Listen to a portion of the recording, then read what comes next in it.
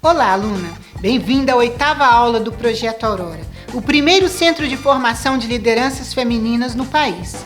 Na aula de hoje, a Maressa Souza vai falar sobre as atribuições do Legislativo. Já prepara um papel e uma caneta para anotar todas as dicas e depois você esclarece as dúvidas no bate-papo online. Se essa é a sua primeira aula do Aurora ou perdeu alguma das aulas anteriores, não se preocupe. O link com todas as aulas anteriores estão aqui embaixo na descrição dessa aula. Obrigada por continuar com a gente e tenha uma excelente aula.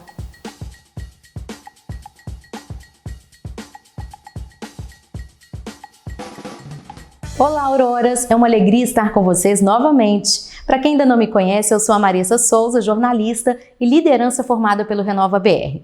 Eu também assessoro a deputada estadual delegada Sheila, sobretudo no Projeto Aurora. Lá no início, quando ele começou em março de 2019, eu ministrei aula de comunicação e oratória e já conheci algumas de vocês que têm um carinho super especial. Aliás, todas vocês são muito queridas e já posso dizer vencedoras, porque escolheram dedicar um tempo da vida ao aprendizado e crescimento. O Projeto Aurora é a primeira escola de formação de lideranças femininas do Brasil e eu tenho certeza que, mediante a dedicação de cada uma, trará uma bagagem de autoconhecimento, um conhecimento técnico e descoberta de novos talentos na área de liderança. Eu me formei em comunicação social com ênfase em jornalismo e antes de pegar o diploma eu já me dedicava ao radiojornalismo. Logo que formada, eu fui trabalhar em Belo Horizonte e trabalhei na Rádio Band News FM, TV Band Minas, SBT Alterosa, nas diversas funções, como produtora, repórter e apresentadora. Em 2014, eu fui morar nos Estados Unidos e trabalhei como repórter para a Globo Internacional. E lá também abri uma produtora audiovisual. Em 2018, eu retornei para o Brasil com a minha família e, além do trabalho na produtora, passei a coordenar o jornalismo da TV Câmara até junho de 2020. Eu obtive título de pós-graduação na minha área, mas tinha um grande desejo de conhecer mais de forma técnica sobre as atribuições da política nos cargos representativos. Então, no final de 2018, eu participei de um processo seletivo do Renova BR, uma escola de formação política suprapartidária que ensina gestão pública, e eu fui selecionada para estudar no módulo Cidades em 2019. Foi uma experiência incrível. As aulas eram online e presenciais em Belo Horizonte e São Paulo, e eu recebi muito conhecimento técnico sobre uma gestão eficiente no Executivo e Legislativo. E nesta aula eu vou compartilhar com vocês então sobre as atribuições do Legislativo, sobretudo a ação fiscalizadora. Preparadas? O primeiro passo é entendermos como o nosso país é organizado. O povo brasileiro decidiu que nossa forma de governo é republicana, que nosso sistema de governo é presidencialista e que a forma do nosso Estado é federativa. Enquanto republicano, o Estado brasileiro deve priorizar os direitos fundamentais.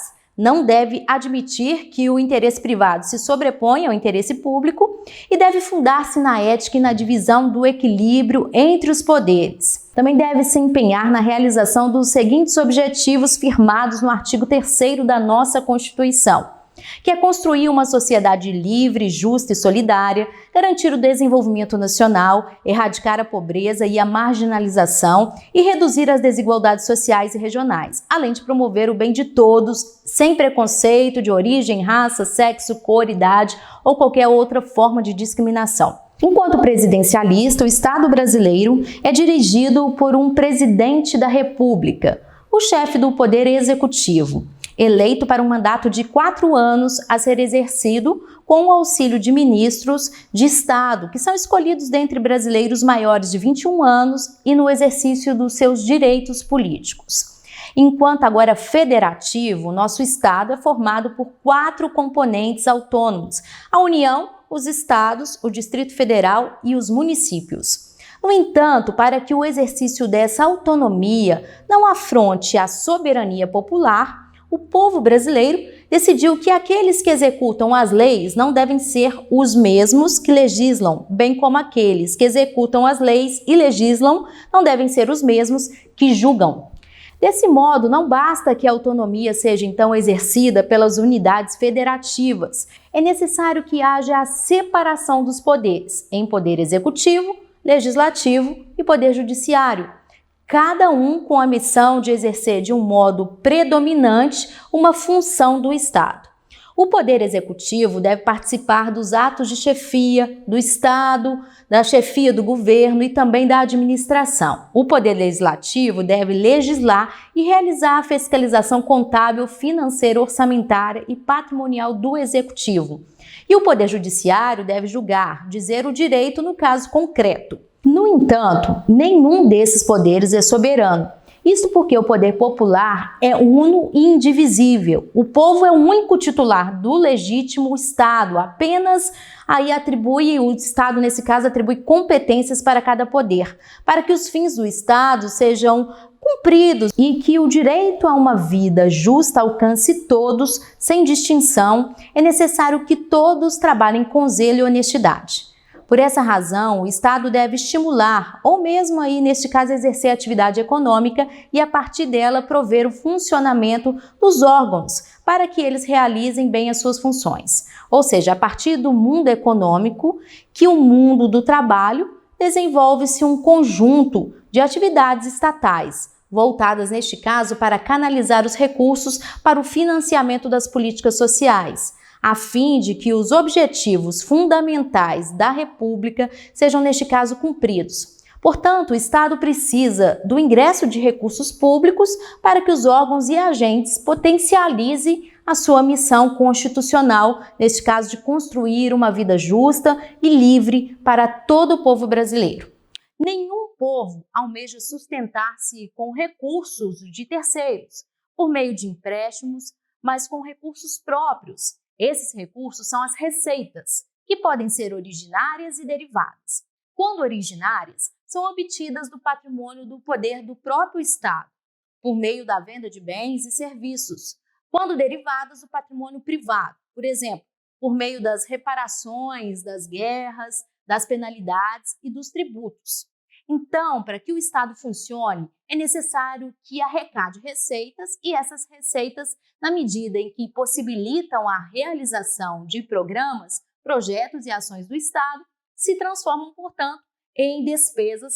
Para que esse processo seja eficaz, é preciso planejar antecipadamente para não estimularem receitas abaixo das despesas necessárias e nem se arrecadar além do necessário, causando aí um sacrifício à sociedade. Para garantir que esse recurso seja de fato destinado a atender às necessidades da população, além de participar da elaboração do orçamento, ajudando a definir as propriedades para os gastos do governo, a sociedade deve também fiscalizar a aplicação desse dinheiro, zelando pela boa e correta destinação do dinheiro público. A sociedade, portanto, deve acompanhar a realização das despesas atenta para que os recursos não sejam desviados ou mal gerenciados. Ou seja, é preciso que, além de participar da gestão e do acompanhamento das políticas públicas, a sociedade exerça o controle dos recursos públicos, isso mesmo, todos eles envolvidos na realização dos fins do Estado.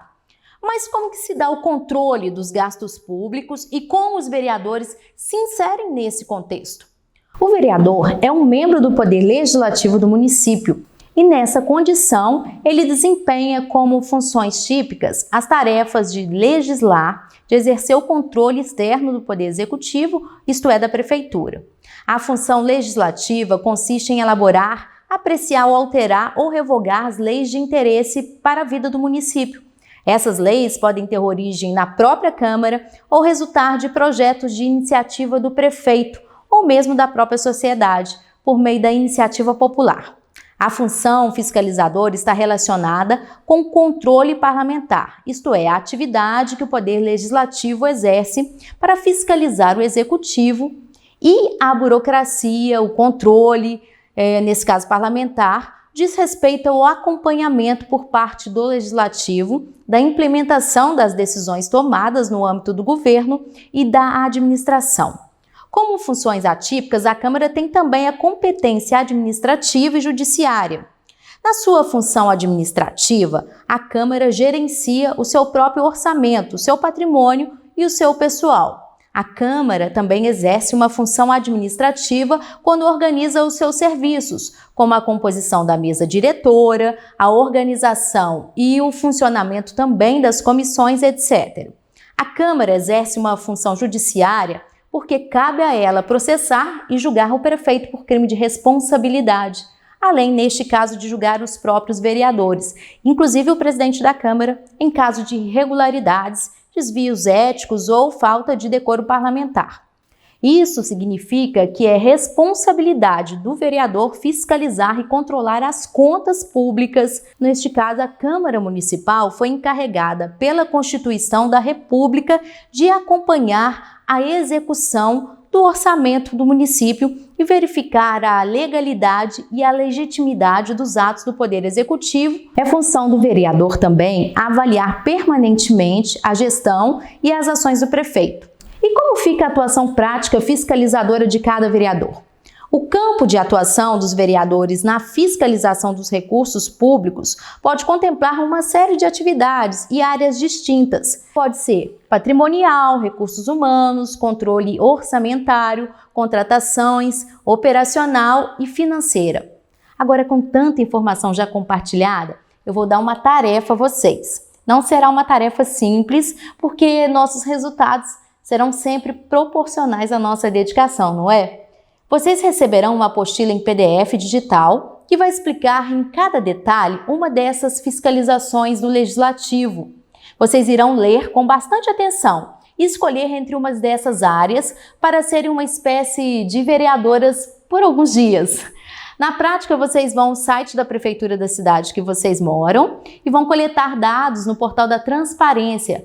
Pode ser um contrato de prestação de serviço, um contrato de compra de equipamentos. Depois vocês vão escrever um pedido de informação, que é um documento que todo vereador tem prerrogativa de redigir, destinado especificamente ao setor da prefeitura que ele deseja obter aquela informação. Vou dar um exemplo. Eu fui lá no site, peguei um contrato de compra de máscaras para os profissionais da saúde que trabalham ou trabalharam durante a pandemia. Daí eu vou escrever um pedido de informação destinado ao secretário de saúde, pedindo ele que detalhe aquela compra, para eu, como vereadora, fiscalizar se realmente aquele preço que a prefeitura pagou é um valor de mercado, se aquela empresa que vendeu é uma empresa idônea, não é uma empresa laranja ou de fachada.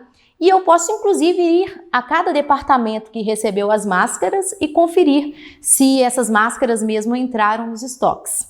Então, mãos à obra, futuras vereadoras. Eu encontro vocês no nosso bate-papo virtual em janeiro para vermos o trabalho aí fiscalizador de cada um de vocês. Até lá e aproveito para desejar um excelente Natal e Ano Novo para cada um de vocês e para a família também. Que a mensagem de Jesus seja suficiente em nossas vidas e em todos os momentos. Tchau, tchau!